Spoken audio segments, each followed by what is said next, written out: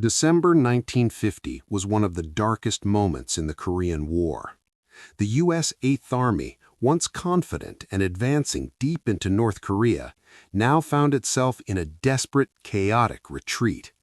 The sudden and massive intervention of Chinese forces had shattered Allied plans, sending shockwaves of fear and confusion through every unit. Soldiers trudged through freezing mountain passes, frostbite claiming the weak, exhaustion gripping the rest. Men huddled together at night, rationing what little food they had, listening to the distant roar of artillery and the occasional gunfire that seemed to erupt from every direction. Morale had plummeted to levels few could have imagined. Entire divisions seemed paralyzed by fear. Officers reported that units were breaking apart, with soldiers fleeing rather than holding their ground. Commanders desperately tried to enforce order, but the retreat was fast, chaotic, and merciless. In the cities and villages, civilians watched in terror as American forces fell back, unable to resist the relentless pressure.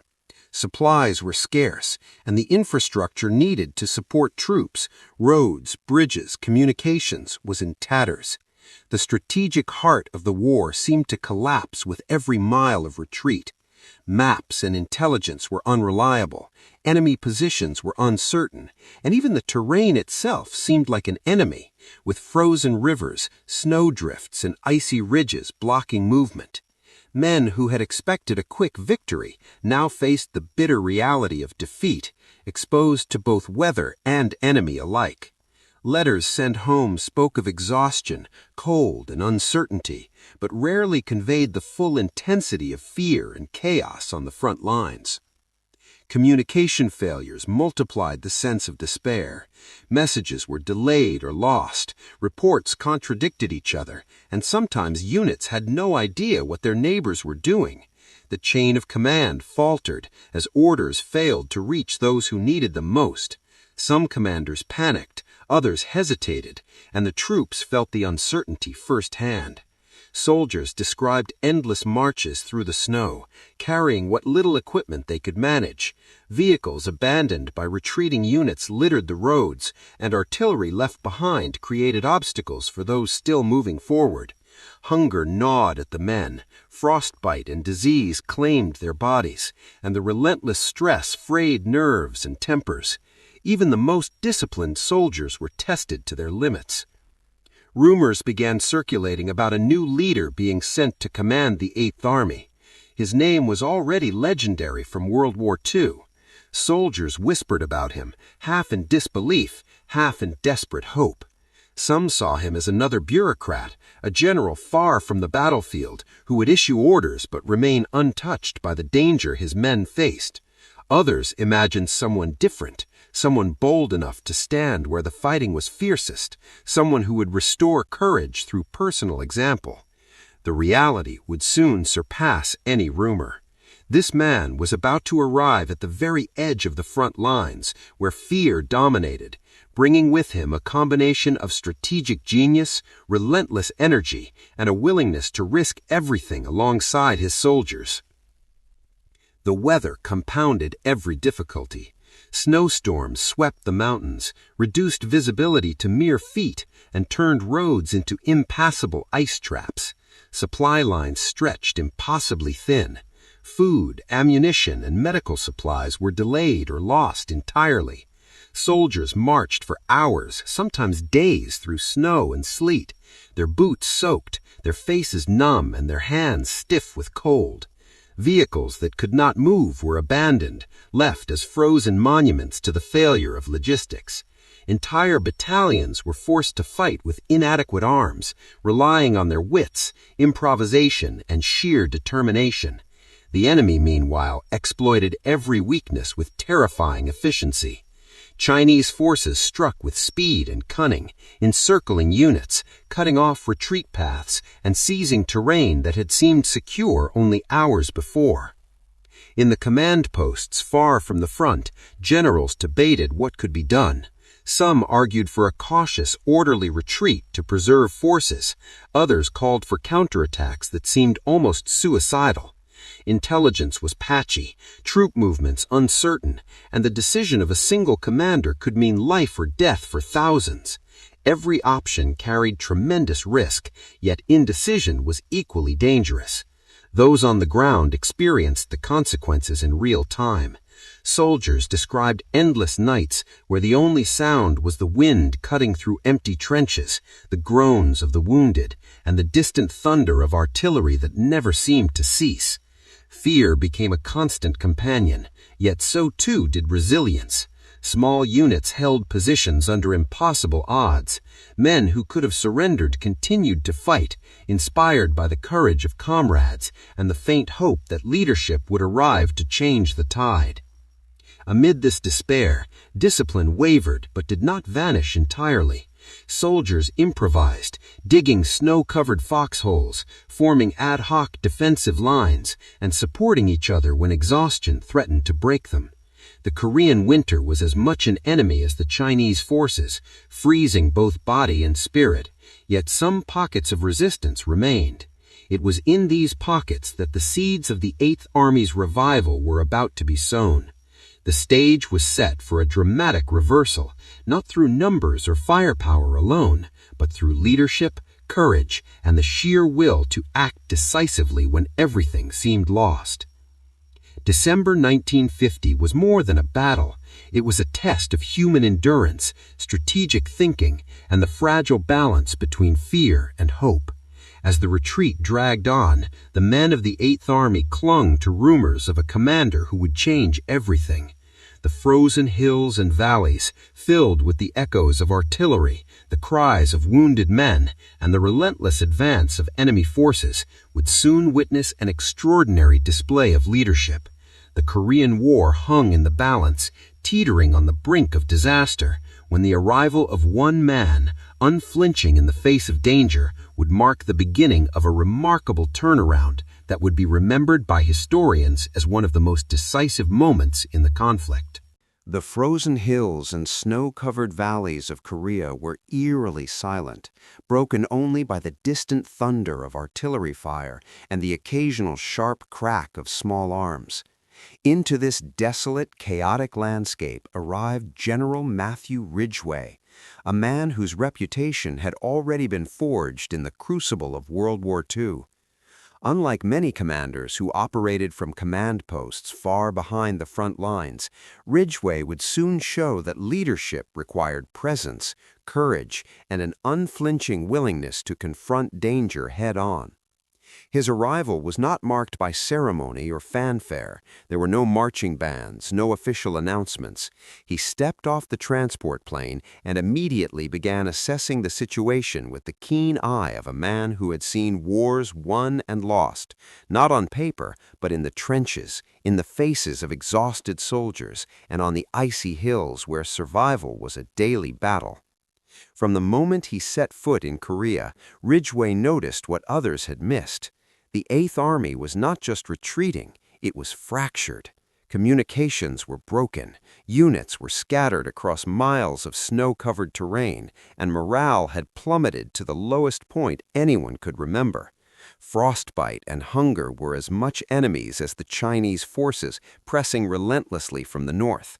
Officers reported entire platoons dissolving under pressure, soldiers abandoning positions, and chaos replacing the discipline that had been a hallmark of the U.S. Army in previous conflicts. Ridgway understood immediately that no clever strategy or detailed map could restore an army that had lost its confidence. Leadership, he knew, had to come first. Without it, every tactical maneuver would fail before it began. Ridgway did not wait for reports. He walked the front lines personally, speaking to soldiers and officers alike. He asked questions not to impress, but to learn, to understand the reality of what was happening. He saw the haunted expressions on young men who had marched for weeks through freezing snow and mud. He noted the makeshift shelters, the tattered winter clothing, the soldiers' eyes reflecting fear, exhaustion, and disbelief. He listened to their complaints about supply shortages, unclear orders, and the overwhelming pressure of the enemy. Ridgway understood that the Army's collapse was not simply a military failure, it was a crisis of morale, trust, and confidence in leadership. He knew that if these soldiers could regain faith in their command, they could fight effectively again, even against seemingly impossible odds. Within hours, Ridgway began implementing changes. Communications were prioritized and streamlined. Supply lines, which had been neglected in the chaos of retreat, were reorganized to ensure that food, ammunition, and medical supplies could reach the front lines. Scattered units were grouped under clearly defined commands, and officers were given both authority and responsibility. Every order was deliberate, precise, and actionable, leaving no room for confusion. But perhaps the most powerful tool he brought was his presence. Ridgway did not command from a safe distance. He moved among the troops, sharing their risks, inspiring courage, and demonstrating that leadership meant standing where the fighting was fiercest.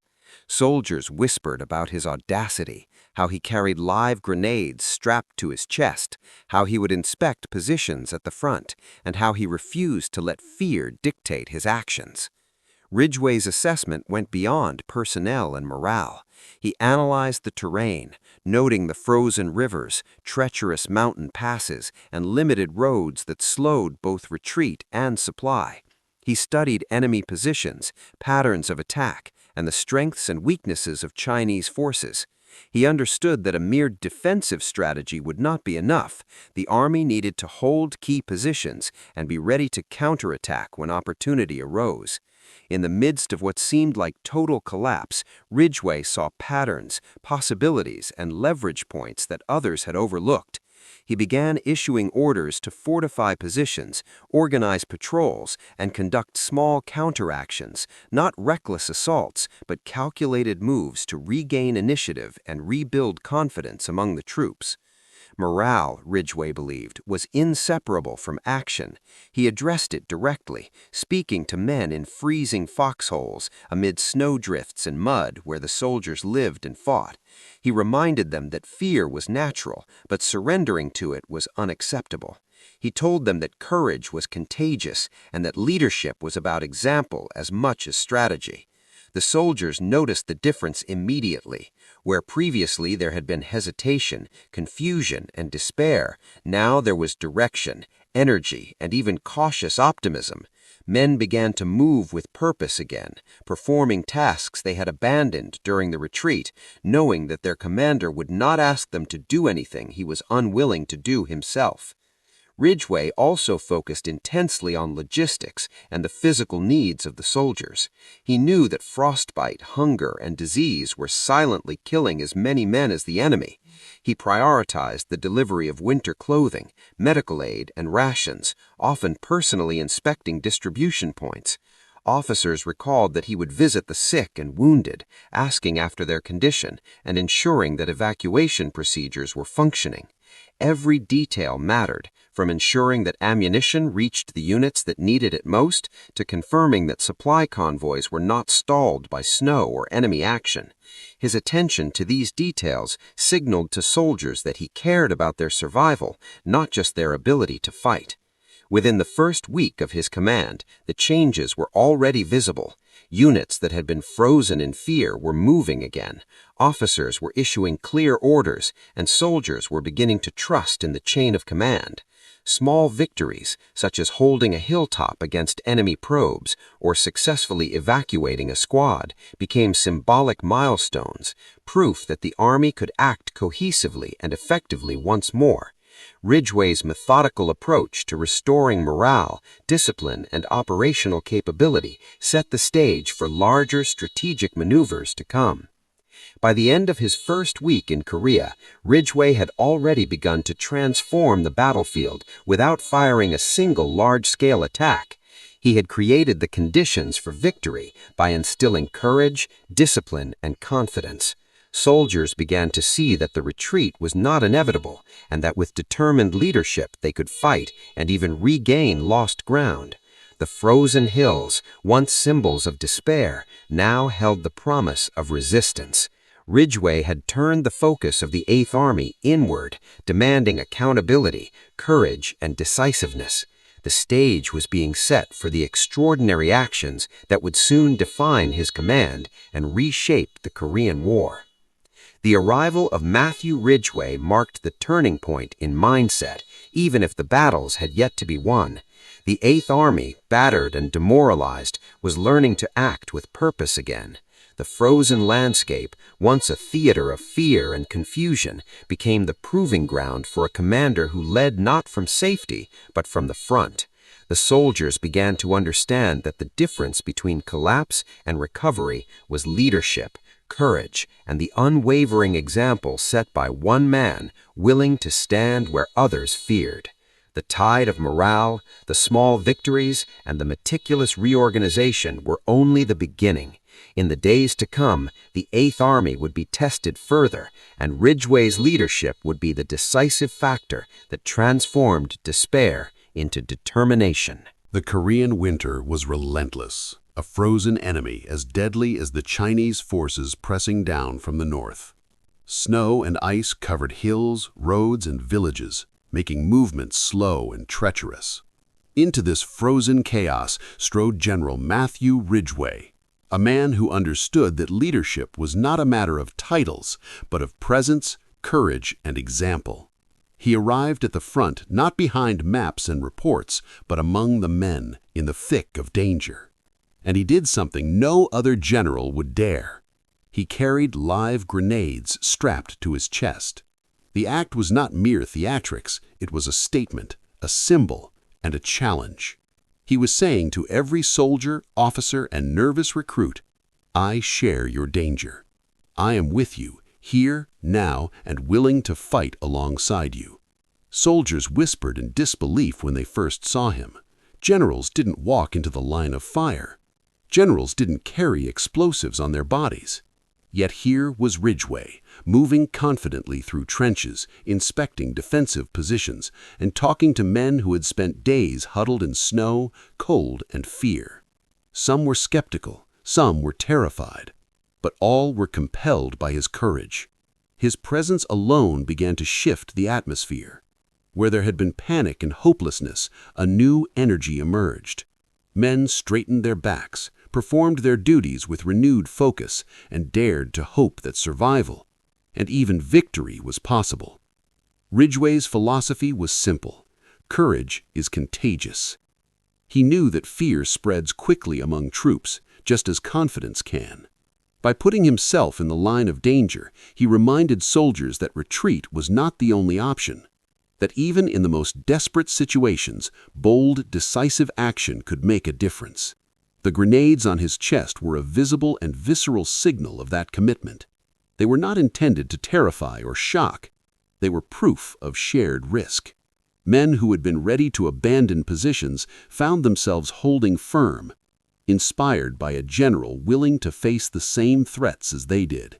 He moved methodically through the lines, speaking to officers and enlisted men alike.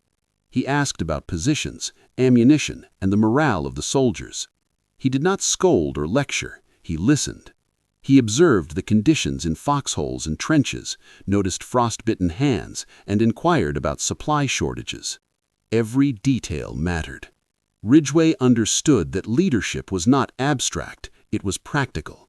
It was the decisions that improved survival, the reassurance that kept men from panic, and the example that inspired courage. In this way, he transformed fear into action, hesitation into initiative, and despair into determination. Stories of his actions spread quickly through the ranks. One soldier recalled seeing Ridgway walk along a ridge where enemy fire had struck just hours earlier, examining defensive positions, encouraging exhausted men, and even offering rations from his own pack. Another officer noted how Ridgway had personally moved to reinforce a position under threat, directing troops with calm precision even as shells exploded nearby. His audacity was not reckless, it was calculated, grounded in decades of battlefield experience. Every movement, every decision carried the weight of strategy and the understanding that morale was as crucial as firepower. The symbolism of the grenades went deeper than courage alone. They represented a willingness to share in the danger, a personal commitment to the Army's survival, and a challenge to every soldier to act decisively. Ridgway understood that leadership could not simply be delegated, it had to be visible. He had seen armies collapse when their leaders remained distant, issuing orders from behind lines of maps and telegraphs. He refused to let that happen here. By standing on the frozen front, grenades strapped to his chest, he demonstrated that leadership demanded personal risk, decisiveness, and a relentless presence among the troops. But Ridgway's actions were more than symbolic. They had a measurable effect on the battlefield. Units that had been in disarray began to reorganize. Soldiers who had been paralyzed by fear now moved with purpose. Defensive positions were strengthened, patrols became more effective, and small counterattacks began to reclaim initiative. Even in extreme cold, with ammunition and food limited, Ridgway's presence transformed hesitation into disciplined action. Men began to believe that their army could withstand the pressure, that the nightmare of retreat could be turned into a story of survival and eventually success.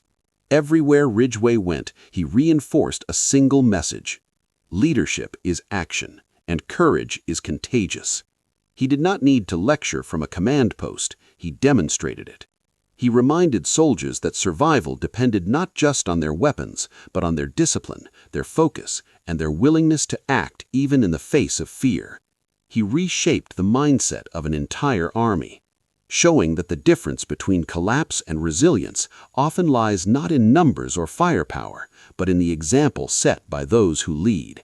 By the time Ridgway had moved along the front, inspected key positions, and spoken to countless officers and soldiers, the effect was undeniable. The Eighth Army was no longer merely retreating under pressure. It was regaining structure, discipline, and confidence. Men began to see that they were capable of more than survival, that they could fight and perhaps even begin to push back. The grenades on Ridgway's chest, the calm determination in his eyes, and the willingness to confront danger directly became a rallying point for the entire army.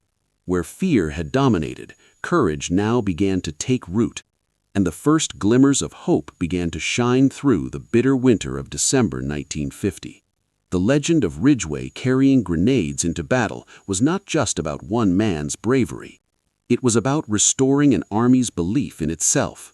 It was about teaching soldiers that even in the direst circumstances, decisive leadership and personal courage could inspire action, stabilize chaos, and turn retreat into a story of survival and eventually success.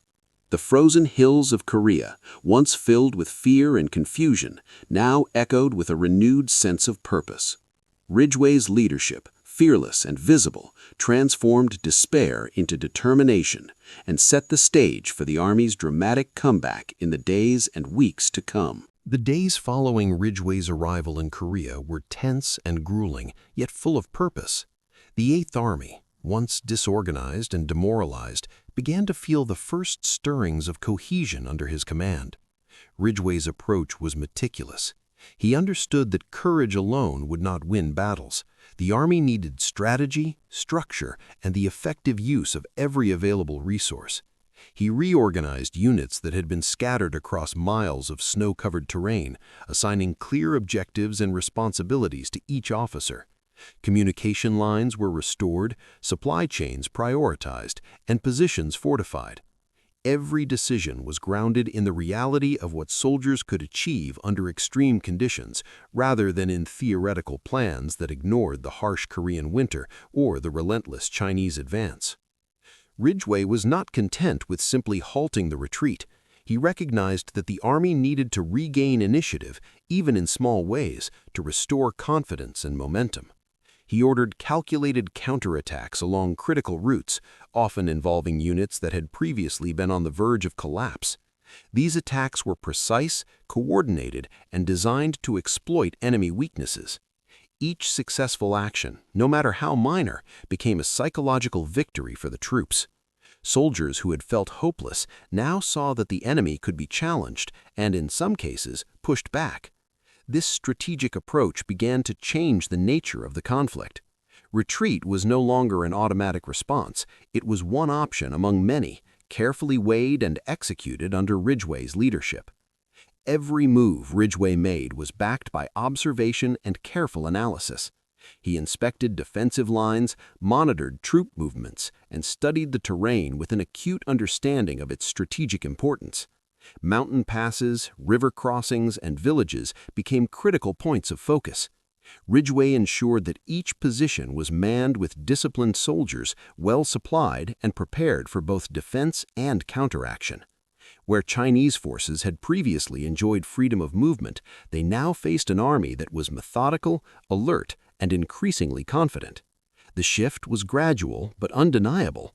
Officers reported renewed energy among the men, who were now willing to take initiative and trust their training and leadership once again. Ridgway's reforms extended beyond tactics. He emphasized the importance of morale and discipline in every aspect of the army. Regular inspections, clear chains of command, and open communication with soldiers reinforced the message that everyone mattered, from the highest-ranking officer to the youngest private. He personally visited units in the field, often in freezing conditions, speaking to men, listening to their concerns, and offering guidance. Soldiers saw that their commander shared their hardships, and this trust became the foundation for the Army's recovery. The psychological impact of his leadership was as critical as any artillery strike or maneuver on the battlefield. By reorganizing retreating units and reinforcing defensive positions, Ridgway created a more resilient army capable of withstanding enemy attacks while preparing for counteroffensives. He coordinated movements between divisions, ensuring that flanks were protected, reinforcements strategically positioned, and supply lines secured. Even in the most adverse conditions, soldiers began to act cohesively. They moved with purpose, responding to orders with efficiency that had been absent during the chaotic retreat. Small victories, such as holding a hilltop or reclaiming a bridge, became symbols of the Army's renewed strength and determination. Ridgway's also understood the power of timing and deception. He ordered patrols and feints to confuse the enemy and gather intelligence, giving commanders at every level the information needed to make sound decisions. These small but calculated actions disrupted Chinese advances, bought time for regrouping, and strengthened positions that had been vulnerable during the retreat.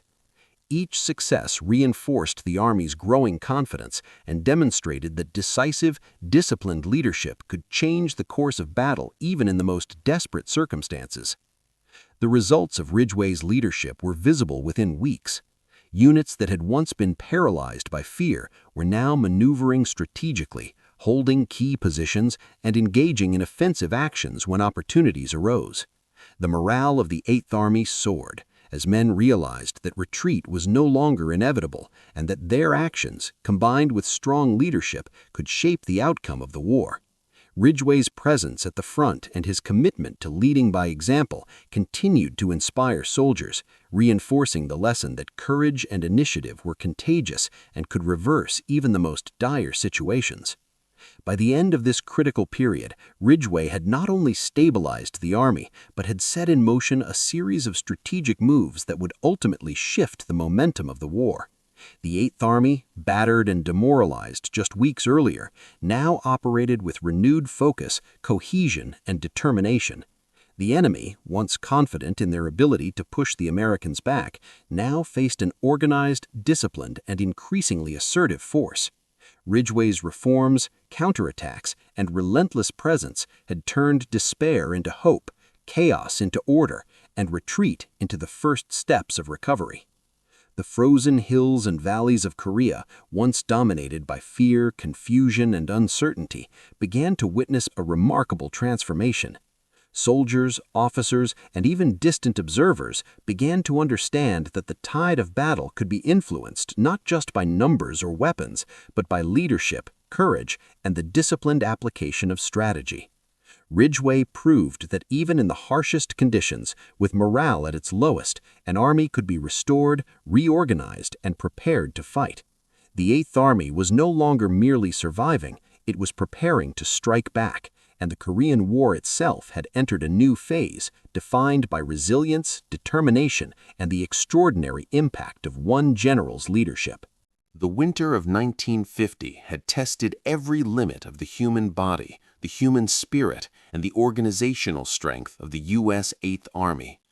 It had been a season defined by fear, retreat, and near despair.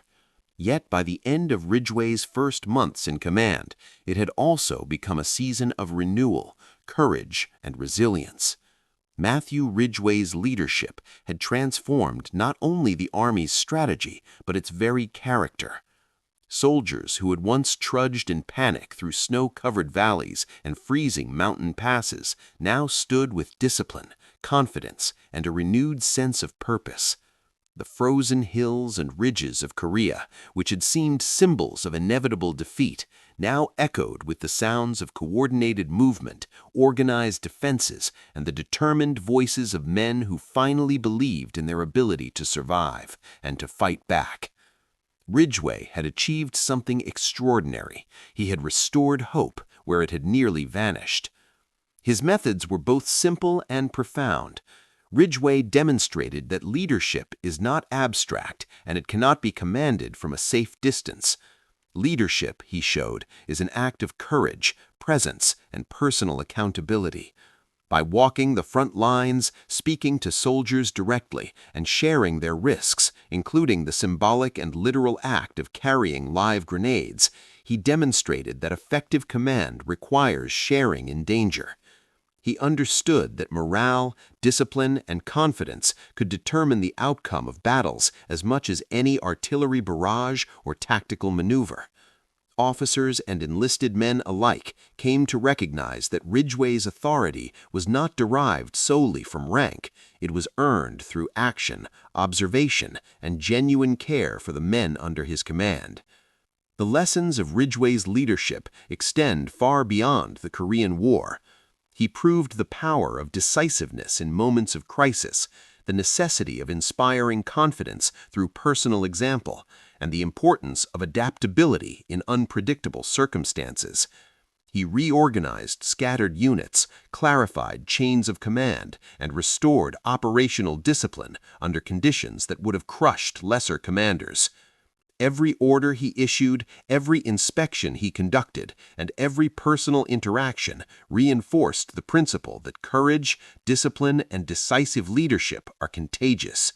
Soldiers learned that their actions mattered, that they could influence the outcome of the battle, and that leadership could restore their confidence in themselves and their army. Historians have often noted that Ridgway's achievements in Korea were overshadowed by larger geopolitical events, yet the impact of his command was undeniable.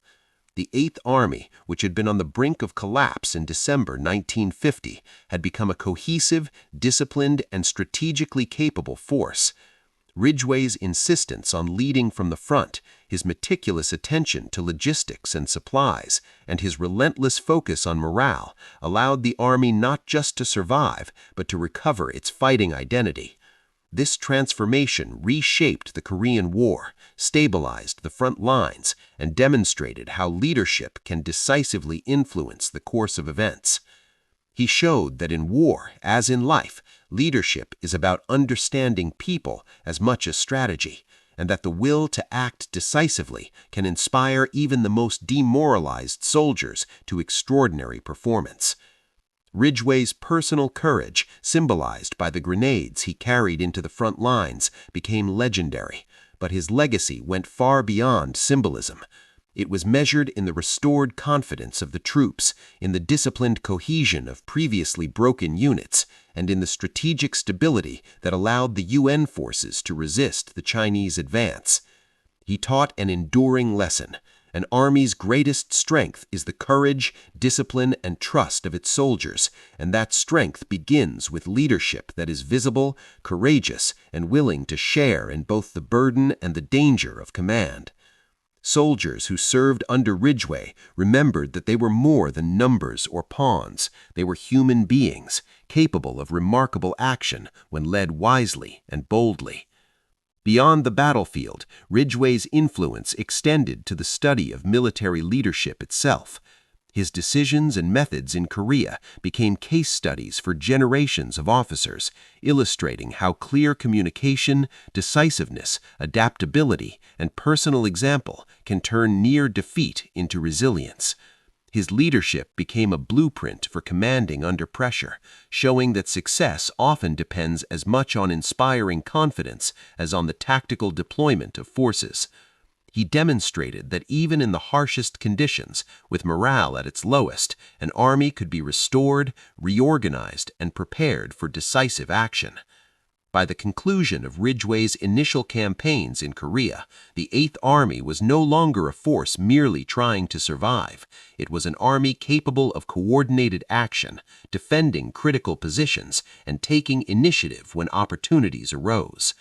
Soldiers who had once feared annihilation now understood that disciplined, courageous leadership could transform fear into action, chaos into order, and despair into determination.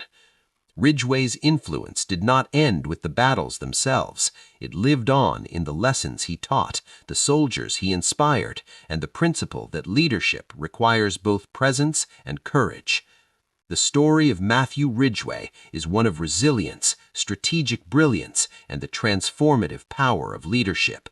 It reminds us that even in the darkest moments, one person's courage, decisiveness, and dedication to his troops can change the course of events. The frozen mountains of Korea, the desperate retreats, and the exhausted soldiers who had once seemed doomed were forever altered by his presence.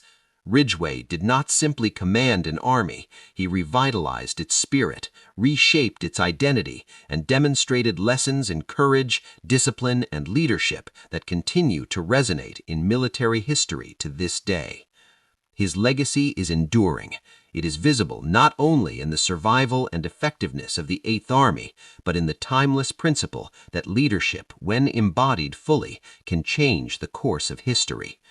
Through Ridgway, we learn that courage is not inherited, it is inspired, that morale is as decisive as firepower, and that even in the harshest environments, humans can rise to extraordinary achievement when led by example. The frozen valleys of Korea, once silent and desolate, now stand as a testament to the enduring power of leadership, courage, and the unshakable human spirit.